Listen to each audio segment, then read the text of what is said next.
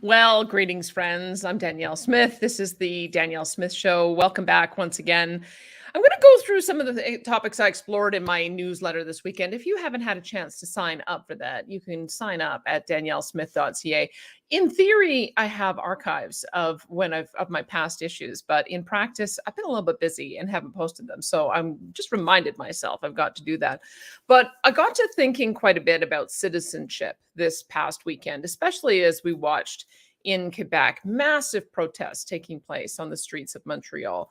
And it's odd to me that we have such a controversy taking place over two bills passing in Quebec, and our federal politicians are mum about it. I think our provincial politicians are kind of mum about it too. And then when the only level of office that decided to stand up against them were our mayors, everybody got upset because they said, "Well, it's not the mayor's job to talk about this." So let me see if I can walk through some of this with you.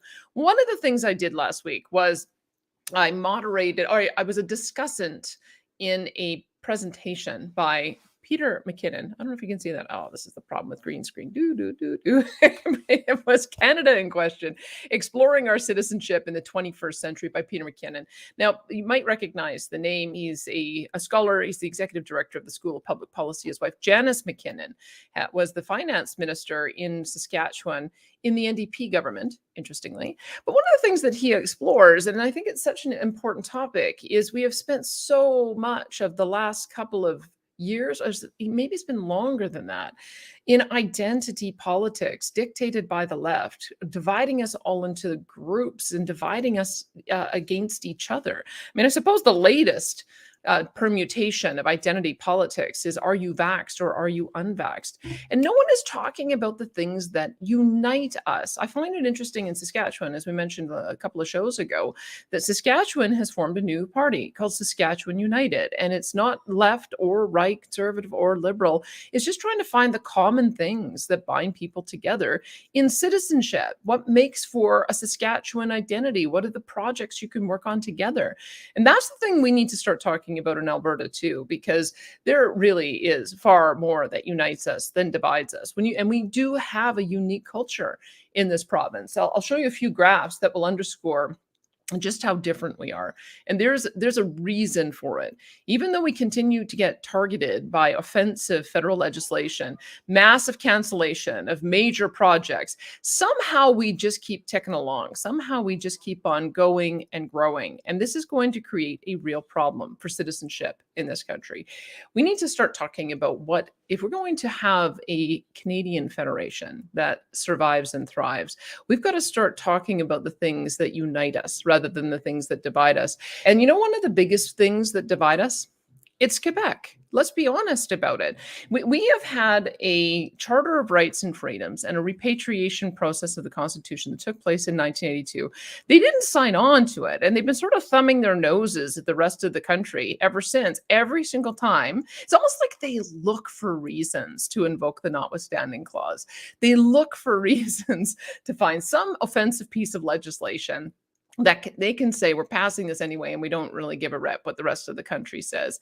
When you look at all of the special ways in which we accommodate Quebec, and they don't really think about the rest of us at all. So when you look at the Quebec identity, I think it's different than the English-speaking Canadian identity. And maybe that is one of our foundational problems in trying to find something that unifies us as a country, is that we've got one particular player that doesn't want to play along, doesn't want to be part of a unified country. And I think I'm a bit surprised to see under Francois Legault that they're going in the direction that they are. I sort of expected it when Pauline Marois from 10 years ago passed or attempted to pass the religious charter. I kind of thought that that was par for the course for the separatists, that they were going to try to become more and more insular. I had been sold on Francois Legault, that he was more of a businessman, that he was more conservative. And so I kind of anticipated that he wasn't going to go down that track. And yet he's doing exactly the same thing. So when Bill 21 came up last year, we have to ask the question, why did no one want to talk about it at the federal level?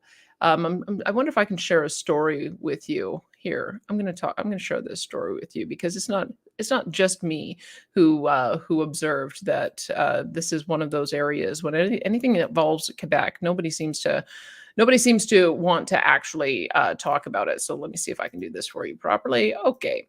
Why almost nobody in Ottawa wants to talk about Quebec's new language bill. With the prospect of an early election looming, few party leaders are willing to cross Premier Legault. So here's what happens. You've got this bill that is coming into place that is now going to ensure that no one who wears a religious symbol, a kippah or a turban or a hijab or even a Christian cross, is allowed to wear that if they're in a position of authority as a public servant, police officer, teacher. And the interesting thing is that this bill got upheld at the highest court level in Quebec, but at the same time, the parts applying to English speaking schools ended up getting struck down. So now it's being appealed to the Supreme Court. That is where you ended up with Patrick Brown. Interestingly, let me see if I can find this story here. Patrick Brown, jumped into the mix and said, I'm having a hard time here. Here we go. He jumped into the mix and he challenged the other mayors to put $100,000 each into a legal challenge to Bill 21. That's where Jody Gondek, the Calgary mayor, tried to get approval to do that as well. So if you had 100 municipalities with $100,000 each challenging Bill 21 at the Supreme Court level, it might have some chance of being funded and ultimately being defeated. But isn't it interesting? Everybody freaked out at Jody Gondek when she stepped up on this. But it isn't, as you can see, Patrick Brown is running for the leadership of the Conservative Party of Canada. This is not a partisan issue. What this is an issue of is a lack of courage, is that anyone who wants to win votes in Quebec doesn't want to say anything that might upset the Francois Legault and ultimately lose votes. But doesn't that tell you something about the difference in our two provinces, or that province and the rest of the country? Because you can sub in. Imagine, I want to do a bit of a thought exercise with you, because what has happened now, and I think I briefly flashed on the screen the fact that there were major protests taking place in Quebec on the weekend. So this is a new bill coming in. Large protests held in downtown Montreal against Quebec's controversial French language bill. English speakers say the law will hurt them and restrict access to services in their language.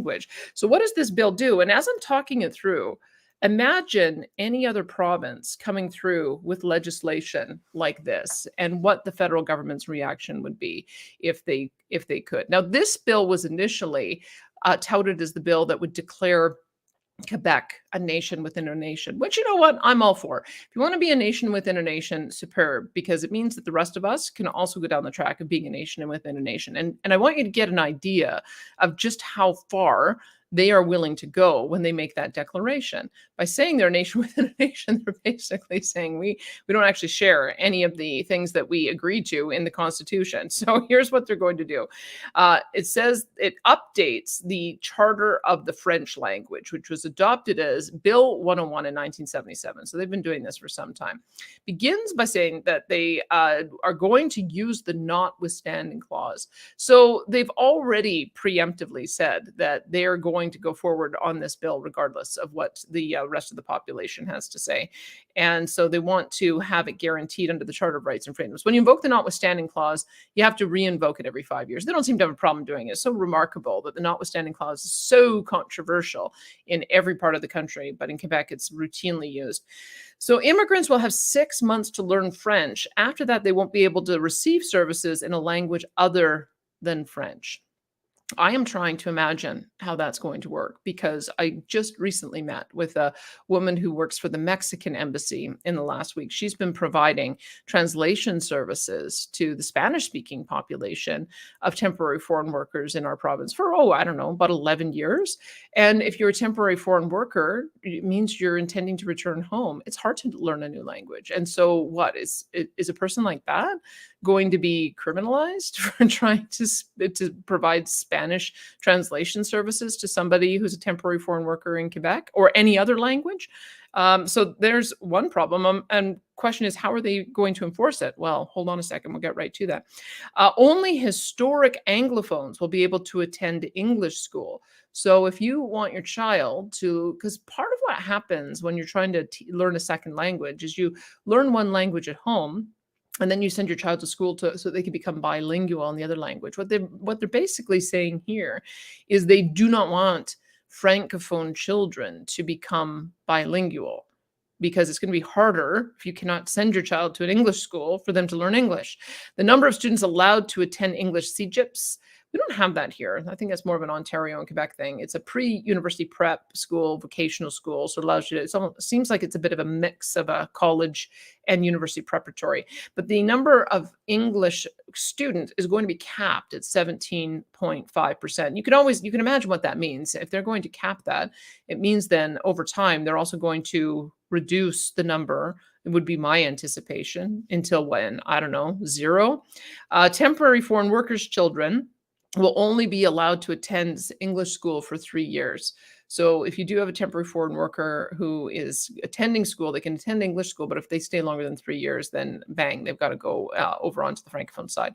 Services to the public have to be provided in French, and employees must not be required to speak French. Now, when I said, how are they going to enforce this? Oh, the ever popular snitch line will be trotted out again.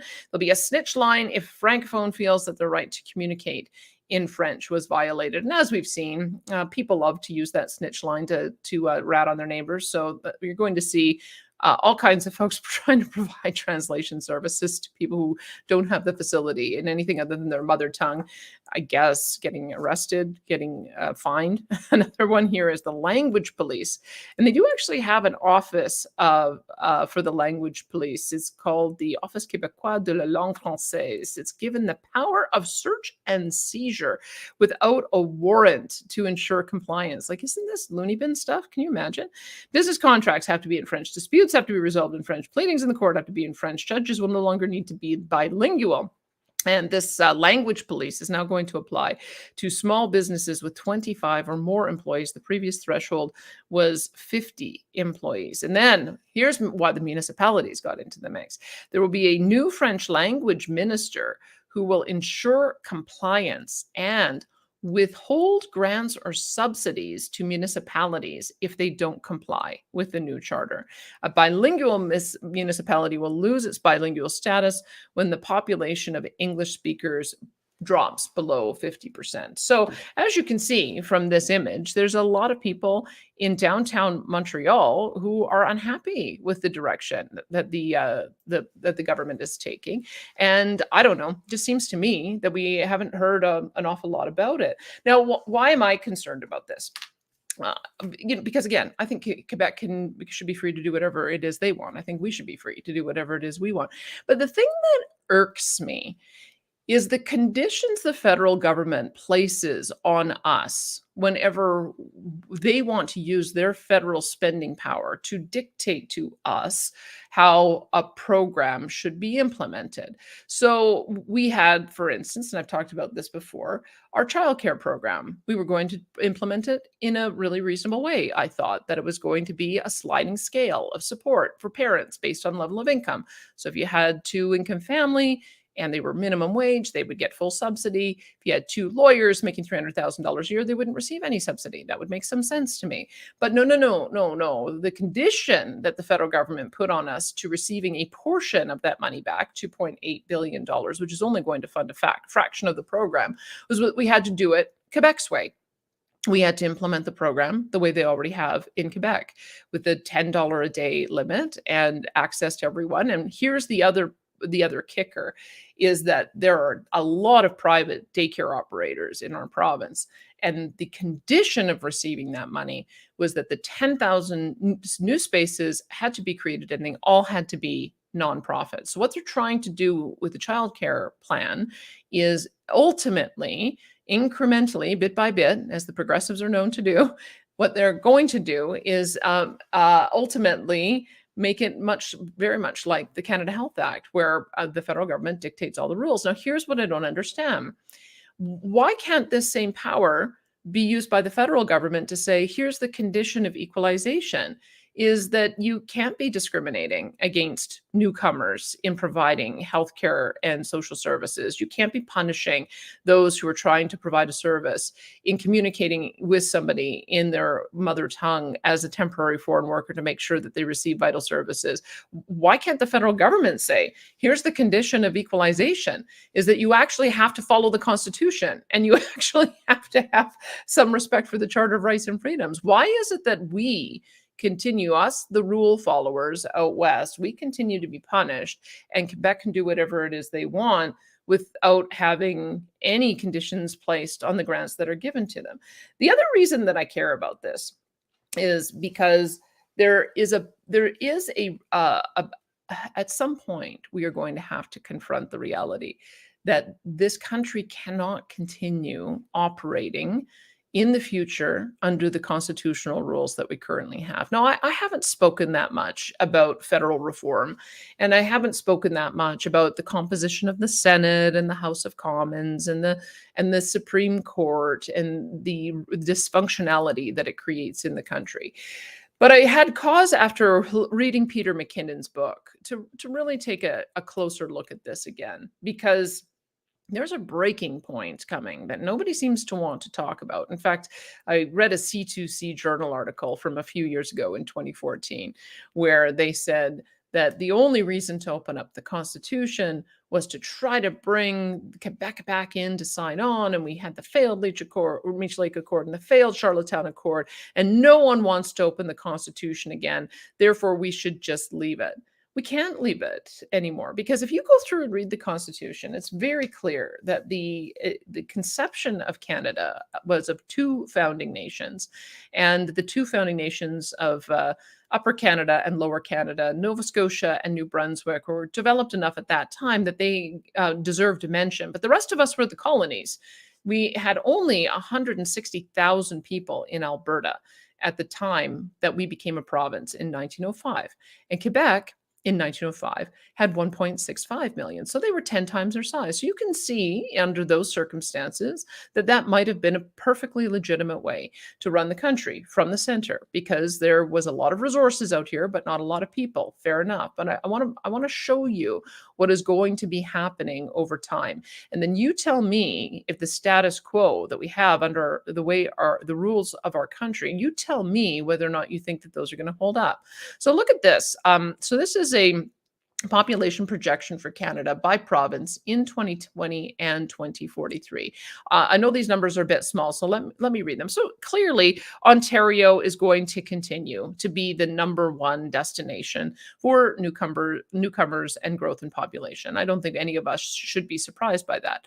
And look at what's happening in Quebec. So Quebec is expected to grow from 8.5 million, call it, I'm going to just round the numbers to make it easy, to 9.5 million in 2043. But look at what happens in British Columbia. British Columbia grows from 5.1 million to about 6.2 million. But look what happens to Alberta. Alberta is set to grow from 4.4 million up to 6.6 million, and by 2043 be the third most populous province. We're going to end up overtaking British Columbia. Now, why in the world do you think that StatsCan didn't project out past 2043? Why did they only project out 25 years? Well, Maclean's did that work for us. They did a study back in 2014 looking at these numbers. And remember, 2014 was before the great collapse of our oil and gas prices. So that'll be relevant for the next slide I show. And they're kind of cute the way they look at this. They say this is our completely unscientific look at a very distant future. Projections being what projections are. I mean, part of what you can do with population projections is we've got a pretty good idea based on our growth pattern. It would take something fairly catastrophic to catch us off our stride, and something fairly remarkable for Quebec to be off the stride, especially now. I mean, look what Quebec is doing. I'd be surprised if they even grow that much over the course of the next 25 years, because clearly they're wanting to create an environment where it is going to be unattractive for people to move to Quebec. They don't really want anyone to move to Quebec unless they're going to be French speakers. Whereas Alberta, our attitude is let her rip. Let's have as many people here as possible. Let's continue to grow our economy and let's continue to grow.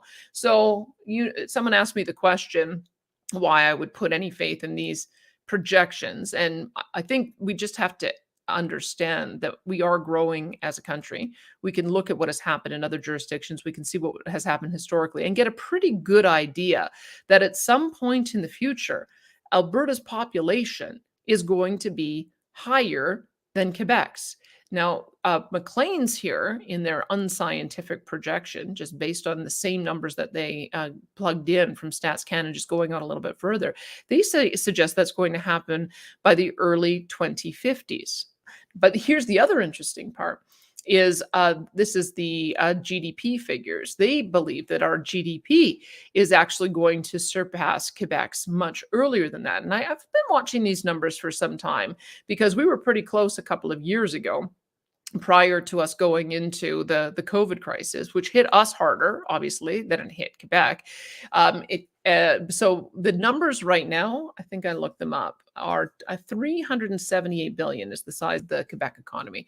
323 billion is the size of the Alberta economy. So we're half the population, but we almost have the same GDP. We will surpass them as the second largest economy in the country very shortly. And then what? Well, isn't that the question? Because part of what we've been watching is that Quebec is doing everything it can to maintain the structure of the House of Commons, the Senate, and the Supreme Court that we have right now. But if you're looking out into the future, and there is a group out there that proposes that Canada is going to get to 100 million people by 2100, that's sort of a big, aggressive projection for 2100. Not impossible to achieve when you think of how small our population is and how large our land base is. But that future also contemplates Alberta being the second largest, most populous province behind Ontario. And we already are going to be the largest GDP. And so it'll be even more so by then. We'll be on our way to catching up with Ontario at that time. So how, I ask you, can we continue operating this country on the basis of the rules that we currently have in place? Let me look at the House of Commons first. So House of Commons, some of you were wondering why it is we keep on protecting Quebec. So look what's happening. Quebec, under the existing seat allocation, if we were doing it just by population, should only have 71 seats. But because of historical factors and representation factors, they're going to get 77. And they're raising a stink about that because they're losing one seat. They have 78 currently, and they don't think they should lose any at all. Meanwhile, Alberta gets 37 seats. So is anyone going to seriously argue? This is a question I put to you. If we entrench these rules now and we see this projection going forward, is anyone going to seriously argue that when Alberta is the second most populous province and the second largest economy, that Quebec should have a greater number of seats than we do? Is someone really going to put forward that argument seriously? If you then go on and look at a couple of the other factors, look at the Senate seats. I don't know if I have the Senate seats here. I might. Hold on. Let me see if I can find that for you. Yeah, I can find the Senate seats for you here as well. So you can have a quick look at what we have on the Senate. Because the Senate is the one that really chaps me up. And there's good reason for that. So look at where we're at with our Senate seats. And Burt Brown, bless his heart, he emblazoned into his field the Triple E acronym years ago when he was trying to fight this battle. And here's what the number of senators that we have based on history. So Ontario has 24 seats. Quebec has 24 seats. I'll return to that in just a minute. British Columbia, Alberta, Manitoba, Saskatchewan, we've got 24 seats in total, but 6 seats each. Look at this. Nova Scotia, New Brunswick, each have 10 seats. They both have less than 1 million population, but they each have 10 Senate seats. Prince Edward Island has 4. Newfoundland and Labrador has 6. So if you actually add in what you have in the Atlantic region, it was initially the Maritimes had 24. They added in Newfoundland and Labrador and then didn't reshuffle any of this around. So now the Atlantic region has 30 Senate seats to the West's 24. I'll continue on and get back to that in a second. Northwest Territories has 1, Yukon has 1, Nunavut has 1. Now, just play a little exercise with me here. So we go out to early 2050s. Alberta has the second largest economy in Canada and has the second largest population. So you're seriously going to tell me that when that is our reality, Alberta is going to have 6 Senate seats and Quebec is going to have 24. You're going to seriously tell me that the Atlantic region, which already has only half of our population, is going to continue to have 30 Senate seats, and Alberta is going to have 6 when we are the second most populous province and the second largest economy. Am I the only one who sees how absurd this is getting?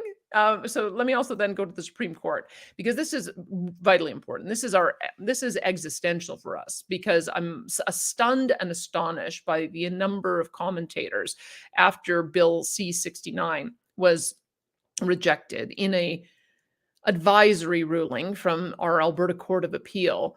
The number who have said, well, it's going to go to the Supreme Court of Canada anyway, and it's going to be rejected. Now, remember how the Supreme Court is composed. It's got 9 judges, including the Chief Justice of Canada, all of whom they have to have tenure standing, blah, blah, blah. But the relevant part of here is, where do they come from? The cabinet, that's what governor and council is. The cabinet has appointed 3 judges from Ontario, 2 from the Western provinces. So Alberta doesn't even get a guarantee of one of those 2, because it's 2 from one of the 4 Western provinces, or Northern Canada. Oh, jeepers, like we broadened it out even further. And 1 from the Atlantic provinces. And why is that? Because 3 of them have to come from Quebec. So let's just, one more time, walk this through. You're going to tell me that in the early 2050s, when Alberta is the second most populous province with the second largest economy, that we're going to persist with the situation where of the 9 Supreme Court judges, we don't get to appoint a single one, and Quebec continues to appoint 3? How can people not see that we are on a collision course here? That this is part of the reason why there is an enormous amount of pushback against the current status quo, because these are the numbers everybody is looking at. And it gets even worse than that. I think I have one more that I want to show you, because while we have been struggling since 2015 over the last number of years, well, we've been struggling and running deficits and racking up debt. Quebec has just been having a grand old time. They, as you know, have been running surpluses. They've started their own sovereign wealth fund so that they can sock money aside, because they're having all of these additional surpluses. And they are apparently the economic powerhouse of Canada. So let me share with you this story. If you didn't see it, it came out a couple of weeks ago, or maybe a couple of months ago. I'll tell you the story. How Quebec became Canada's economic powerhouse in the middle of a pandemic. Quebec has been laying a foundation for an economic renaissance for a decade, writes David Olive. Here's how it outpaced every other province last year. So for the first time in history, economic growth in Quebec last year outpaced every other province, with GDP growth of more than 6% in 2021. Quebec is expected to have posted a pandemic economic recovery more powerful than that of the United States, the European Union, as well as its Canadian peers. Those numbers become official in a couple of weeks, but Quebec's strong performance in the first 3 quarters of 2021 alone ensures it the crown. Now, how is it that they are doing this? So one of the major factors is that they do a massive amount of economic support so they've got economic diversity, knowledge economy, migration. But look at this: abundance of business capital. So we are struggling in Alberta to attract business capital because of environment, social governance. And we are on the dog list because of our energy sector, and a number of divestment campaigns are taking place to try to starve out our industry. But business is booming in Quebec. And why is that? It finances their ambitions with an unmatched array of deep-pocketed funders. That includes the Caisse de dépôt et placement de Québec, Investissement Québec, and labor-backed Fonds de solidaire FTQ. So among the companies it's nurtured over the years, they've got a whole bunch of new national darlings: Nuvei Coop, Edify, NDT, CAE, which is and Alimentation Couche-Tard, that's the Circle K's trucking company, TFI International. And so here's what's happening, my friends. What is happening is that we are sending an additional amount of money to Ottawa from this province. And we know it's been substantial. I think it's something in the order of $600 billion over the last 40 years. Ottawa then takes the lion's share of that money and sends it to Quebec. Quebec uses that money to subsidize its business community. And its business community then ends up growing into these international rock stars that then continue on being able to grow internationally and attract even more investment capital. So we are at the same time, they then asked to impose additional restrictions on Alberta that prevent us from being able to raise capital. Why are we doing this to ourselves? Why do we continue to play the victim here? This is what I am mystified by, because we have a mandate from the people to end equalization. We have two offensive bills, Bill 21 and Bill 96, that are offside with Canadian values, that give us the justification for saying, sorry, we are not going to underwrite programs in your province that are done in a way that are not embracing of Canadian values. And therefore, we are going to stop paying equalization to underwrite this effort. Why is no one saying that? That's the obvious thing to say. But even secondarily is that if we are going to continue to see these demographic trends go the way they are, we have to stop saying nobody wants to open up the Constitution again. Yes, we do. Because if we don't open up the Constitution and refederate and solve some of these problems now, asserting Alberta and British Columbia as equal economic partners in Confederation, we are going to end up with more and more division. Like, we're getting to a breaking point here. It may still be another decade away, and politicians, being what politicians are, they only want to look forward to the next election cycle. But we built a constitution, unfortunately, on principles that do not stand the test of time. I suppose we can forgive our founders for not believing or understanding that Alberta would develop a kind of culture that continues to thrive. And you have to understand, this doesn't happen by accident. Alberta, we can say that we have resource development and we've got an abundance of resources, but look what's happened over the last number of years. We haven't been able to expand them nearly as much as we wanted to. There are a lot of stories in the world of basket cases that have an amount of natural resource wealth. Just look at Venezuela, how they can't even get it out of the ground. The reason we are able to develop our resources for the benefit of our people is because of the culture that we have built here. A culture of people who want to be entrepreneurial, who want to be innovative, who want to solve problems, and a government who, in most of its history, has provided a clear path forward for doing that, for creating a relatively less cumbersome regulatory environment, although the stories I hear, it's not perfect, but certainly a low tax regime as well. People want to live here. We've got a lower cost of living. We've got a lower cost of housing. And we've got beautiful mountains, two great cities to give you an option of where to live, multiple different larger, mid-sized communities to develop. We're only going to keep on growing. We've got everything you could possibly imagine when it comes to energy, coal, oil, natural gas, when it comes to forestry products, when it comes to food products. Our food producers produce the whole array of products in livestock as well as in greenhouses. And so we've kind of got it all here. And that's the reason why, as long as we are allowed to continue to grow and attract capital and not be punished unnecessarily by an unfair confederation, we're going to continue to grow. So when is the breaking point? When does somebody say, we've got to find the things that unite us as a country?